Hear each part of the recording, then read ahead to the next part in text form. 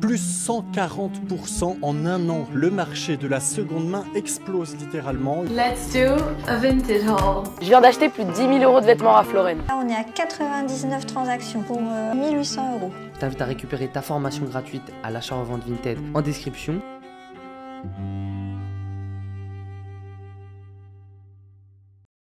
Vous avez lu le titre, moi et mes gros sabots, on part à l'attaque de ce gros sujet qui fait débat. On a vu fleurir pas mal de reportages ces derniers temps sur la seconde main, que ce soit sur Arte, sur M6, sur les chaînes d'infos. En regardant ces émissions, j'ai toujours eu l'impression de rester un petit peu sur ma faim, et surtout je trouvais qu'elles s'inscrivaient pas dans un contexte politique et dans ce fameux contexte socio-économique. Je vais donc essayer d'apporter ma petite pierre à l'édifice en apportant mes observations, donc trigger warning, opinion personnelle, et surtout je vais aussi donner la parole aux principaux concernés, c'est-à-dire des particuliers, des gens précaires, des gens bourgeois, des gens qui ont des boutiques vintage, etc. Avant toute chose, on va faire un peu de vocabulaire pour être sûr qu'on soit tous sur la même longueur d'onde. Les vêtements de seconde main, c'est des vêtements qui ont déjà été portés, qui vont être soit achetés, soit revendus. Les friperies sont des boutiques spécialisées dans la revente de vêtements de seconde main, souvent à bas prix. Les boutiques vintage sont des magasins qui proposent de revendre des vêtements de seconde main, souvent sélectionnés avec une forte valeur ajoutée, soit en termes de style, soit en termes de qualité. L'achat-revente consiste à acheter et revendre immédiatement un vêtement sans plus-value, sans revalorisation. Et ce qu'on appelle la fast fashion, c'est une mode éphémère qui va se baser sur des tendances et produites à faible coût, souvent au détriment de l'éthique et de l'environnement. Parenthèse, je sais que certaines boutiques qui revalorisent comme ça la seconde main préfèrent le terme de friperie plutôt que boutique vintage, mais là ça nous permet de bien sectoriser et de comprendre qu'il y a les friperies, donc c'est plutôt style guérissol, free shop, ressourcerie, et les boutiques vintage c'est plutôt des magasins qui vont proposer une sélection d'articles plutôt qui vont aller avec un thème ou une décennie, ce genre de choses. Ces dernières années, le marché de la mode de seconde main a complètement explosé. Je pense que vous n'avez pas pu passer à côté, notamment avec l'arrivée de plateformes en ligne telles que Vinted, Le Bon Coin, Depop et j'en passe. Ces dernières se destinaient d'abord à la revente entre particuliers et ont ensuite permis aux professionnels d'ouvrir leurs boutiques en ligne sur ces mêmes plateformes. On a donc vu apparaître beaucoup de petits business de revente de seconde main, internet et les réseaux sociaux rendant tout ça bien plus facile parce que pas besoin d'avoir une boutique, on peut vendre en ligne, pas besoin de strat de com de fou parce qu'il suffit d'Instagram pour essayer de se faire connaître. Et en plus on a accès à toutes les plateformes de seconde main en ligne, donc même pas besoin de bouger de son canapé pour trouver la marchandise. Donc la seconde main devient de plus en plus accessible, autant pour les particuliers que les professionnels. Sur le papier, c'est quand même plutôt une bonne chose dans le sens où on permet à un mode de consommation plus vertueux de naître et de prendre de l'ampleur. Le problème, c'est que le phénomène a pris tellement d'ampleur que tout le monde a commencé à s'y mettre. Quand on a vu que les influenceurs ont commencé à faire des hauls Vinted, retours de fripe, cumulant plusieurs millions de vues, on a compris l'ampleur que ça commençait à prendre. Entre parenthèses, ce genre de hauls seconde main sont complètement indécents, tant en termes de récurrence que en termes de quantité de vêtements déballés. C'est pour ça que vous ne me verrez plus jamais faire des hauls de ce style sur les réseaux sociaux, parce que j'en ai fait à une époque, j'ai fait l'erreur, parce que c'était facile, c'était nouveau, c'était accessible, en plus de ça, ça faisait des vues. Mais je me suis rendu compte que c'était un vrai problème en termes de rapport à la consommation et la surconsommation. Dans la pratique, on voit qu'en fait, les plateformes numériques de vente entre particuliers rejouent et reprennent les codes de la surconsommation. Avec une offre infinie, en réalité, quand on est sur Vinted, on n'a jamais fini de scroller comme ça toute l'offre disponible. Elle est tellement dense, tellement importante que rien que ça vient en fait faire écho à la surproduction de l'industrie textile de la fast fashion. La seconde main devient donc beaucoup plus accessible, beaucoup plus désirable, notamment grâce aux influenceurs, et beaucoup de particuliers reprochent à ces petits business qui commencent à apparaître de s'approvisionner aux mêmes endroits qu'eux, donc dans les friperies, sur Vinted, en boutique associative, et surtout accusent à juste titre ces gens-là de faire de l'argent sur des vêtements qui étaient normalement destinés aux plus précaires. Mais en fait, le principe des friperies, c'était de réduire les prix pour permettre aux personnes qui n'avaient pas forcément les moyens d'acheter ces vêtements. Tout le temps quand il y a quelque chose qui arrive dans la mode et qui est accessible, faut toujours que cette chose soit reprise par des personnes qui veuillent se faire du bif dessus. Vu que cette vidéo est forcément orientée autour de mon avis, je vais vous parler quand même un peu de mon historique, moi, en termes d'acheteuse de seconde main. J'ai découvert au début les fripes comme un peu une curiosité et une manière de pouvoir m'acheter des vêtements de bonne qualité et parfois de marque à bas coût. Pour vous en dire un peu plus sur mon profil socio-économique, moi, mes parents étaient de classe moyenne, donc acheter des vêtements de marque style un jean Levi's ou une paire de Doc Martens, parce que c'est les premières choses que moi j'ai achetées en friperie, c'était le genre de choses qu'on pouvait demander plutôt à Noël, aux anniversaires. C'était pas quelque chose qu'on obtenait comme ça en claquant des doigts, c'était vu comme quand même un cadeau conséquent. Je fais donc pas partie des tranches les plus précaires et pour qui la seconde main c'était la seule solution. La fripe c'était donc devenu un moyen pour moi d'avoir accès à des pièces de qualité avec mon argent de poche. Je crois que mon premier jean Levi's, je l'ai payé 20 €. Il est vrai qu'aujourd'hui que maintenant je connais les bonnes adresses, je sais que j'aurais pu le payer 5 €, surtout qu'à l'époque la friperie avait pas subi justement cette inflation. Au début c'était un choix et maintenant c'est devenu une obligation parce que depuis que mes parents m'achètent plus mes vêtements et que je me suis lancée à mon compte, les capacités économiques ont drastiquement baissé et en plus j'ai eu la mauvaise idée de me trouver des valeurs éthiques et environnementales. Le choix de la fast fashion, évidemment aujourd'hui il est à ma portée, mais c'est juste impossible d'acheter des vêtements qui, soit dit en passant, ne sont pas nécessaires à ma vie, c'est pas vital. C'est hors de question aujourd'hui d'acheter des vêtements au détriment des humains qui sont le produit de l'esclavage et de désastres environnementaux. Donc en gros, il me restait plus que la mode éco-responsable qui, je le rappelle, pratique des prix justes pour rémunérer tout le monde sur la chaîne de production, mais c'est une mode qui est juste hors de mon budget. Il ne me reste donc que la seconde main, et en plus de ça, elle est accessible aussi parce que j'ai une taille standard, donc je peux trouver à peu près tout ce que je veux dans ces boutiques. Mes revenus ont baissé, mais je fais quand même pas partie des tranches les plus précaires, notamment parce que j'ai beaucoup de privilèges sociaux. Par contre, j'ai constaté une grosse augmentation des prix en friperie et en seconde main de manière générale. Donc j'imagine même pas quand vous êtes ultra précaire. Si j'achète, c'est parce que j'aurais réussi à vendre des vêtements que j'ai déjà ou d'autres trucs que j'ai déjà pour pouvoir acheter. Sinon, c'est trop compliqué. Ou alors je dois faire un choix entre est-ce que je peux faire des grosses courses ce mois-ci ou est-ce que je vais m'acheter des vêtements parce qu'il m'en faut. Il y a quelques années, j'ai vu arriver comme ça l'essor de la seconde main et les petites boutiques vintage sur Instagram, etc. Je me suis dit, mais trop bien, on donne accès à la seconde main à des personnes qui sont pas du tout du milieu à la base et qui sont souvent habituées à avoir une présélection déjà faite quand ils vont en fast fashion. Et d'ailleurs, je suis pas du tout la seule à le penser. Et pourquoi je défends ce genre de fripes qui font de la sélection à la pièce ? Parce que par exemple, bêtement, mon meilleur ami n'est pas friperie du tout parce que justement, lui préfère carrément acheter en fast fashion. Pourquoi ? Parce que lui, juste, il aime pas chercher entre 1 million de pièces. Mais par exemple, chez Hotsock, je l'ai déjà ramené. Et là, comme il y a beaucoup moins de pièces, il a moins à chercher et du coup, il est là en mode ça me dérange moins. Ça, je trouve ça intéressant parce que ça peut ramener un autre public qui, eux, veulent juste pas chercher dans des tas, tu vois. Et sur le papier, c'est intéressant, on pique des parts de marché à Zara et compagnie pour un mode de consommation plus vertueux.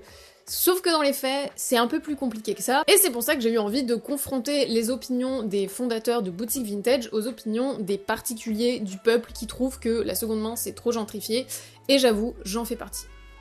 Moi dans mon cas par exemple, je sais que je chine tout à la pièce.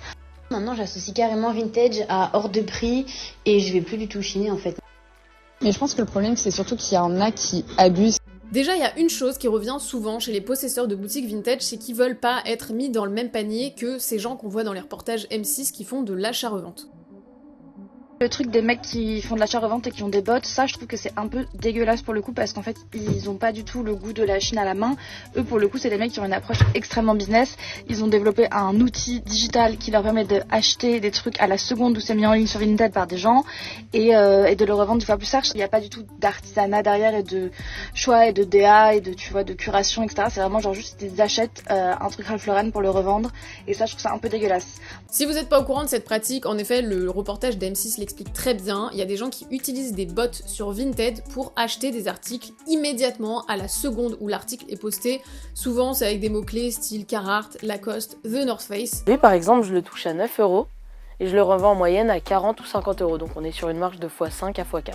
Là on a reçu pas mal de Carhartt, du Dickies, également du North Face. Et c'est ceux-là même qu'on dépeint dans les reportages présentés à la télé et avec qui les boutiques vintage passionnées n'ont pas envie d'être confondues, ça se défend. Ces profils-là, c'est souvent des mineurs qui sont encore au lycée et qui ont dû suivre leur gourou pour apprendre à créer ton business en 4 étapes pour te faire un maximum de thunes sur internet, qui se font soi-disant 4K par mois en achetant au ballot et en revendant sur Vinted, et je comprends que les boutiques vintage veuillent pas être associées à eux parce qu'ils sont réellement que là pour la thune. En plus de ça, ça a pas l'air d'être des gens qui sont réellement dans le besoin. J'ai eu des témoignages justement d'étudiants précaires qui ont fait ça notamment pendant le confinement pour essayer juste de se faire un peu de thune. Ils achetaient pas au ballot évidemment parce que pour acheter au ballot faut quand même avoir une somme conséquente de base, mais c'était des gens qui faisaient de l'achat à revendre sur Vinted pour pouvoir seulement mettre de la sauce dans leurs pâtes. Et je pense que personne de sain d'esprit n'oserait leur reprocher. Par contre, on pourrait se dire que acheter au ballot c'est intéressant dans le sens où c'est accessible qu'aux professionnels. Donc comme ça, on pourrait ne pas se mélanger aux particuliers et on pourra résoudre ce problème d'être sur le même terrain de jeu. Et au début ça a été un peu mon réflexe, sauf qu'en en parlant avec Chloé, la fondatrice de Digger Club à Marseille, et Laure, la fondatrice de Frusque, et ben je me suis rendu compte que c'était quand même un peu plus compliqué que ça. Alors pour ce qui est des entrepôts, c'était exclusivement des ballots et quand t'es une toute petite fripe et que tu stockes chez toi et tout, bah c'était pas possible d'acheter des ballots. Maintenant je crois que c'est quand même de plus en plus possible d'acheter à la pièce. Et c'est pas facile à trouver en fait, même entre chineurs c'est des plans qui se refilent pas et tout.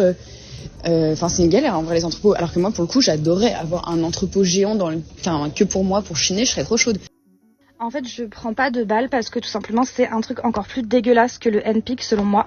Les grossistes, ils achètent leur stock auprès des associations. T'as des trucs collectés en Allemagne qui sont envoyés à Dubaï pour être triés par des personnes qui sont genre précaires de chez précaires, puis renvoyés en Europe pour être vendus, puis vendus en Europe vont être renvoyés aux États-Unis. Enfin, en fait, les trucs font 4 fois le tour du monde dans des containers. Et en fait, moi, je préfère acheter le local à des assos à côté de chez moi, à des magasins, à des gens. Et surtout, je sais à qui je donne mon argent. C'est-à-dire que oui, je donne mon argent à l'asso, à la brocante, au guérissol, au machin, au truc, mais je sais que ça a un impact direct sur la vie de quelqu'un.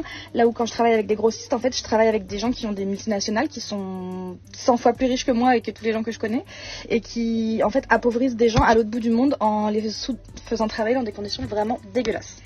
Et en effet, je me suis rappelé de ce reportage de Sur le Front qui parle justement de ces centres de tri qui récupèrent nos vêtements déposés en bornes relais. Nous, souvent, en donnant nos vêtements à ces bornes relais, on pense donner nos vêtements à des associations. Et en fait, à la base, c'est le cas, sauf que ces associations-là sont tellement débordées par la quantité de vêtements donnés qu'elles sont obligées de revendre ça à des plateformes de tri. Et ces centres de tri ne gardent que 3% de ce qu'ils récupèrent. 10% est brûlé, 33% est recyclé et 54% est exporté, souvent, pour la plupart, en Afrique. En gros, une fois qu'on a récupéré ce qui était convenable pour les Européens, et bah on balance tous nos déchets en Afrique. Et d'ailleurs, je dis on balance, que dis-je? On vend nos guenilles en Afrique. Si vous avez pas vu ce reportage, je vous le conseille fortement pour en apprendre un peu plus sur les conditions de tri de nos vêtements. On se rend compte d'ailleurs de la quantité de vêtements qu'ils reçoivent. Et donc effectivement, on se rend bien compte que acheter au ballot pour les boutiques vintage, c'est pas forcément la solution la plus éthique non plus, parce que ces centres de tri se débarrassent de leurs invendus, toujours au détriment d'autres pays. Et ça, bah y a quand même quelques boutiques vintage qui s'en sont rendues compte et qui du coup préfèrent acheter aux particuliers, donner leur argent aux particuliers, dans les brocantes, dans les associations, etc. Évidemment que tous les témoignages que j'ai pu récolter sont quand même un peu biaisés, il faut le prendre en compte, ils sont dans ma bulle algorithmique. En plus de ça, les gens qui ont témoigné sont forcément des gens qui ont des arguments. Quand j'ai posté cette story sur Instagram et que j'ai questionné la légitimité des boutiques vintage à exister, j'ai eu extrêmement peu de réponses au vu du nombre de boutiques vintage qui ont vu ma story. Je pense que dans le lot, il y en a qui ont pas le time, peut-être, il y en a qui sont contrebalance, et il y en a peut-être qui n'ont pas trop réfléchi à la question. Un autre argument qui est souvent exposé, c'est des vêtements, il y en a pour tout le monde. C'est vrai ça, des vêtements, on en a à plus savoir quoi en foutre. Si là maintenant, on prend tous les vêtements de la Terre et qu'on essaye de les dispatcher entre chaque personne qui habite cette planète, on aurait chacun plusieurs centaines de vêtements. C'est sûrement plus de vêtements que ce que vous possédez déjà dans votre armoire, sauf que, je vais rien vous apprendre, quantité et qualité, c'est pas la même chose. Là, ce que nous, on reproche en tant que particulier, c'est pas qu'il n'y ait pas suffisamment de vêtements. Les friperies, elles sont remplies de vêtements, vraiment jusqu'au plafond. Moi, quand j'étais au lycée, quand j'étais plus jeune, j'habitais à Châteauroux, c'est dans le centre de la France, diagonale du vide. Donc si tu veux, nous, tout ce qui est fripe, magasin vintage, etc., ça n'existe pas. On n'a que des Emmaüs et des boutiques solidaires associatives. Et donc, quand j'étais plus jeune, j'étais grande consommatrice de ces magasins, quoi, parce que tu trouvais des jeans Versace à 10 €, c'était incroyable. Et en fait, c'est juste impossible maintenant, enfin, en tant qu'étudiant, lycéen, etc., de s'habiller là-bas. C'est plus possible. Et du coup, moi, juste ce que ça m'a fait, c'est que je vais plus du tout chiner.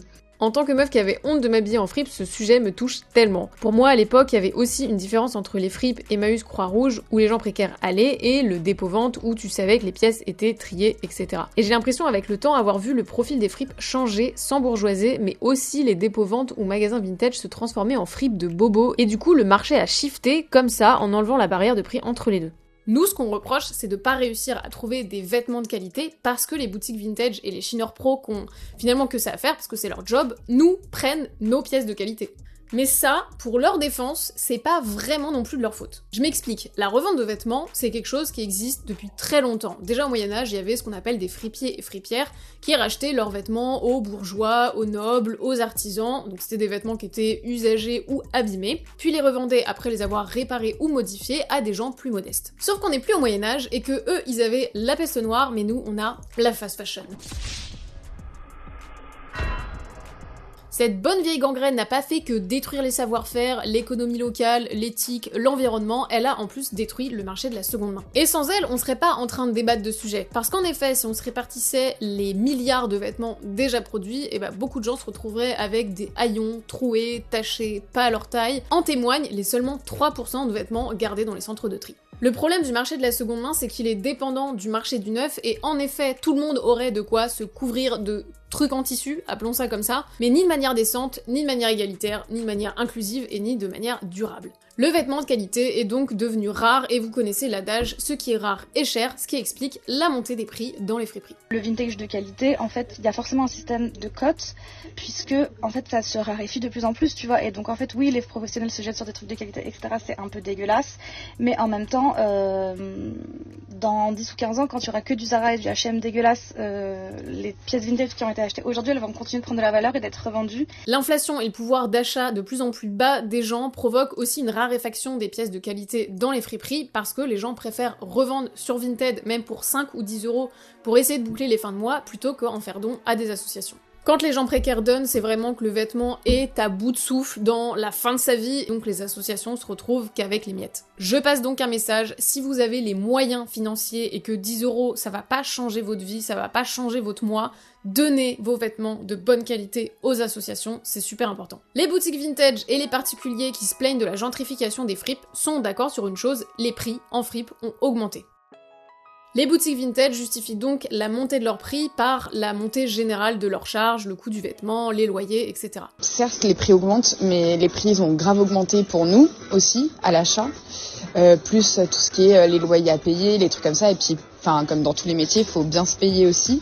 De plus, ils mettent en avant leur savoir-faire, le fait de sélectionner des pièces, le fait de laver, repasser, mettre en avant avec des photos sur Instagram, de styliser, tout ça expliquant donc une marge à la hausse. Tout travail mérite salaire, ça personne ne l'a contesté. Par contre, et là je vais vous demander de rester un peu ouvert parce que je vais y aller un peu gros sabot, qui vous a obligé à faire ce job ? Dans le sens où la personne précaire, elle s'en fout que vous ayez lavé, repassé la pièce, puisque elle, au bout du compte, après tout ça, elle pourra juste plus vous l'acheter cette pièce, et qu'elle aurait pu la trouver 3 à 10 fois moins chère en friperie avant votre passage. Vous voyez ce que je veux dire ? En fait, vous avez rajouté un intermédiaire dont les personnes précaires se seraient bien passées. Et les seuls endroits où justement ces gens pouvaient trouver des belles pièces de qualité viennent de se faire vider de leur trésor à bas coût. On remet pas en cause votre salaire ou votre passion, ce qu'on remet en cause, c'est plutôt votre légitimité à faire ce métier de cette façon. On sait que pour la plupart vous êtes passionnés, que vous faites ça pour des bonnes raisons, souvent écologiques, et on la voit la plus-value par rapport aux classes moyennes qui, encore une fois, sont pas familières des friperies et qui peuvent trouver une alternative de consommation. Mais si seulement on avait trouvé un moyen de pas le faire au détriment des pauvres. Coucou, je suis étudiante et boursière et du coup,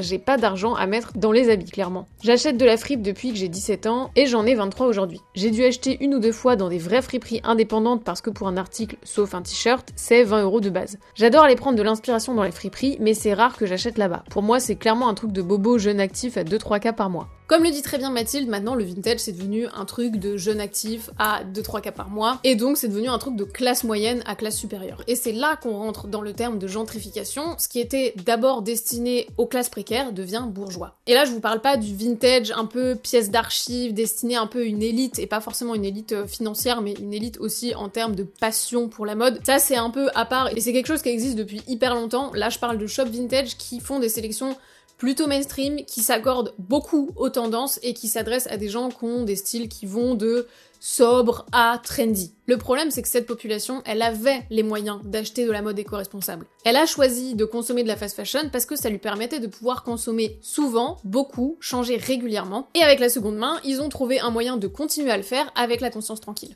Les pauvres, les vrais pauvres, eux, ils ont pas le choix. Alors oui, il y a Shein, mais entre nous, c'est pas parce que t'es pauvre que t'as pas de sens éthique, et surtout que tu dois te contenter des chiffons de chez Shein en polyester qui te dureront à peine une saison, que tu seras en plus obligé de renouveler régulièrement et qui finiront en plus par t'appauvrir au bout du compte. Il y a quelque chose qu'il faut attribuer quand même aux boutiques vintage et qui est indéniable, c'est qu'ils ont contribué à revaloriser le vêtement vintage, à revaloriser la fripe, et c'est sûrement grâce à eux que la seconde main est devenue le mode de consommation préféré des Gen Z et Millennials.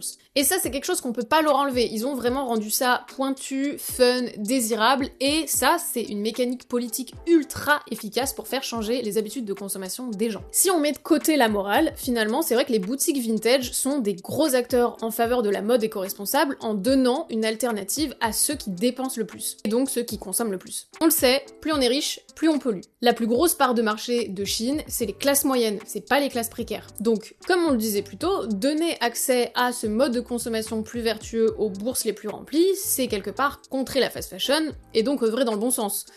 Mais il y a toujours un mais. Là, on considère que les classes moyennes et supérieures ont remplacé la fast fashion par de la seconde main. Donc, on devrait observer ce graphique. C'est pas le cas. Malheureusement, c'est pas le cas. La consommation de fast fashion n'a pas baissé d'autant que la consommation de seconde main a augmenté. Ces classes moyennes et supérieures ont donc cumulé ces deux modes de consommation et possèdent donc 2 fois plus de vêtements qu'avant. Donc l'argument de on donne accès à la seconde main aux classes moyennes et supérieures, malheureusement il marche plus. Après, ça c'est pas la faute des boutiques vintage, mais de la surconsommation, de l'ultra-capitalisme qui veut vous faire croire qu'il faut se valoriser par ses possessions matérielles, etc., etc. Parlons maintenant de la responsabilité des influenceurs. Je vais donc m'adresser à mes collègues influenceurs et influenceuses de seconde main vintage. Pousser les gens à consommer de la seconde main, c'est super, mais ça doit s'accompagner d'un discours de consommation raisonné. J'en ai fait un rapide TikTok, mais je vais le répéter ici. Faire des hauls vintage plusieurs fois par semaine avec plusieurs articles, c'est pas normal. Vous devenez des incubateurs à tendance jetable et vous propagez tout ça à votre audience. Vous déculpabilisez les gens qui vous suivent et probablement vous-même à continuer à surconsommer. Vous pouvez pas être influenceur et continuer à recevoir des produits gratuitement, à être payé pour que justement les marques utilisent votre influence et vous dédouaner de votre responsabilité sur la consommation des gens. 59% des 18-24 ans ont découvert un produit grâce aux influenceurs, 41% des Français ont acheté, abandonné ou recommandé un produit en suivant des influenceurs. Je vous le disais tout à l'heure, c'est pour ça que j'ai arrêté les hauls vintage, friperie, vintage, etc.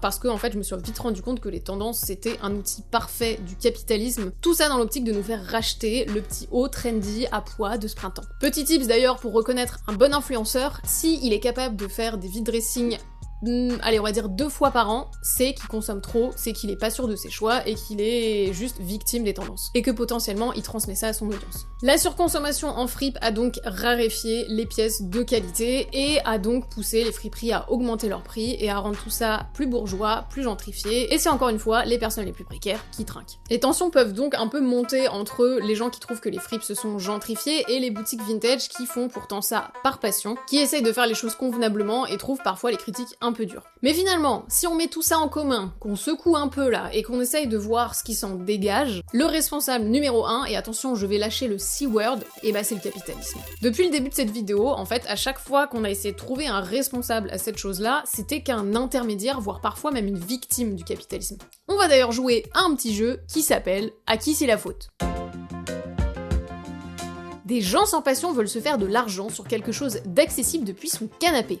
À qui c'est la faute ? L'éducation pro-capitaliste qui place l'argent au-dessus de tout. Les assos n'arrivent pas à gérer le flux de dons de vêtements et sont donc obligés de déléguer à des centres de tri qui ne récupèrent que 3% des vêtements et détruisent ou balancent le reste. À qui c'est la faute ? L'énorme quantité de vêtements de très mauvaise qualité produits par la fast fashion, poussée par le capitalisme. La raréfaction des jolies pièces ont poussé les friperies à augmenter leurs prix, rendant ces tarifs inaccessibles pour les personnes les plus précaires. Le responsable, la fast fashion et ses mécaniques de production poussées par l'ultra-capitalisme et la précarité montante qui empêche les gens de pouvoir s'approvisionner en friperie. Bref, je m'arrête là, ce quiz il était facile, de toute façon la réponse était le capitalisme. Si on a envie de prendre le problème à l'envers, on peut recréer un schéma vertueux et je vous ai écrit pour ça une petite histoire qui s'appelle l'utopie du vêtement. Tout le monde a un rythme de vie décent puisqu'on a veillé à mieux répartir les richesses. Pour créer de la seconde main, on est d'accord, il a fallu créer des vêtements neufs. Et si pas de précarité, les gens peuvent se permettre d'acheter de la mode éco-responsable, de qualité et en quantité raisonnable. Ils connaissent la valeur des choses puisqu'ils n'ont pas grandi dans une société qui place la valorisation sociale par ses possessions matérielles et sa démonstration de richesse financière. Ils préfèrent donc acheter moins, mais mieux. Passe le temps, ils ne souhaitent plus porter leurs vêtements car ils ont changé de taille, l'ont taché ou abîmé, ou souhaitent simplement renouveler leur garde-robe. Ils font donc don de leurs vêtements à des centres de tri et pas à des associations, parce que on est dans une utopie, donc les associations elles servent plus à rien, il y a plus de précarité. Les gens peuvent d'ailleurs se permettre de faire des dons plutôt que de revendre, parce que ils ont pas besoin de ça pour boucler leur fin de mois. Les vêtements reçus, même si déjà utilisés, sont de bonne qualité de base, donc ont su résister au temps, et sont 90% du temps réemployables tels quels. Les 10% restants sont upcyclés par des marques de vêtements, employés pour créer des briques d'isolation, ou en dernier recours, brûlés pour le chauffage collectif. Les fripes rachètent les vêtements au ballot, une fois triés, et remettent ça tel quel en rayon. Les boutiques vintage se fournissent à bas coût en friperie, lavent, réparent, modifient les vêtements pour les revaloriser et mettent à l'honneur ce mode de consommation écolo qu'est la seconde main. Les particuliers qui aiment chiner, fouiner et revaloriser eux-mêmes iront quand même en friperie parce que, je le rappelle, il y a suffisamment de pièces de bonne qualité pour tout le monde. Ceux qui n'aiment pas chiner, n'ont pas le temps ou ne veulent pas le prendre, eux peuvent s'orienter vers les boutiques vintage car une fois encore, pas de précarité, donc les gens peuvent se permettre de mettre jusqu'à 100 € dans un pull. Aller en fripe ne serait donc plus une obligation, mais un choix. La quantité de vêtements de qualité est suffisante pour tout le monde. Les influenceurs seconde main et vintage ont bien compris que pousser à la surconsommation, c'était super nul parce qu'ils n'ont pas baigné dans un contexte pro-capitaliste. Donc tout le monde consomme de qualité, avec modération, soit en neuf, soit en seconde main. Fin. Donc ça, c'est l'utopie. Certes invraisemblable ou presque, mais ça permet de relever quand même qui sont les véritables responsables de toute cette discussion. La mauvaise répartition des richesses qui fait monter la précarité et la fast fashion qui a appauvri le milieu de la seconde main et donc le capitalisme. Bon, maintenant il va falloir que je trouve une conclusion. J'aimerais sincèrement trouver une solution pour que tout le monde y trouve son compte, que les boutiques vintage puissent continuer à faire leur métier avec passion et que les gens les plus précaires puissent s'approvisionner en friperie, trouver des jolies pièces à bas coût, etc. Mais la solution, elle se trouve à plus grande échelle, donc votez bien en 2027. Non, je rigole évidemment, enfin...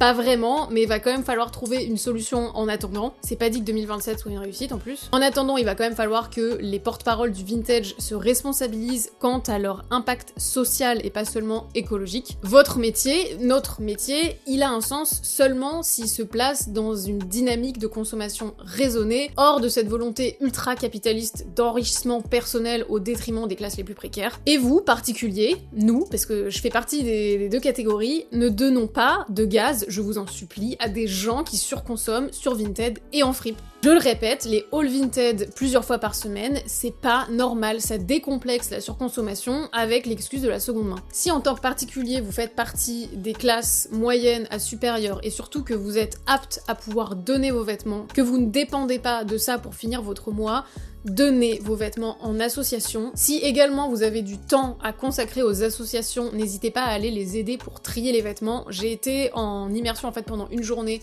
à l'association Saint-Vincent-de-Paul, j'en ai tourné un réel d'ailleurs si ça vous intéresse sur Instagram, et je me suis rendu compte de la quantité de vêtements et tous les assos le disent, ils ont trop de vêtements et pas assez de bras pour réussir à les trier. Donc allez donner vos petits muscles là pour aider les gens à trier tout ça et réussir à réapprovisionner le marché du vintage avec suffisamment de pièces de bonne qualité. Évidemment, on boycotte la fast fashion à tout prix et surtout on prend soin de nos vêtements, on les valorise à nos yeux, on les choisit bien, en conscience, en essayant de coller à notre style et pas à des tendances éphémères, et on en prend soin comme une petite chose fragile, on le répare, on l'entretient, on lit les étiquettes d'entretien, ça c'est tout bête mais ça permet de pas flinguer un vêtement de bonne qualité, parce que on tient entre nos mains le vintage de demain, le vintage de nos enfants. Si vous avez des choses à rajouter, des témoignages à nous donner, n'hésitez pas à nous en faire part en commentaire, n'hésitez pas aussi à liker et partager la vidéo parce que je pense que c'est un sujet pas si niche que ce qu'on peut penser, et je vous invite à vous abonner évidemment si c'est pas déjà fait. Je profite aussi pour vous souhaiter une bonne année 2025 parce que c'est ma première vidéo de l'année, et puis je vous dis à très vite.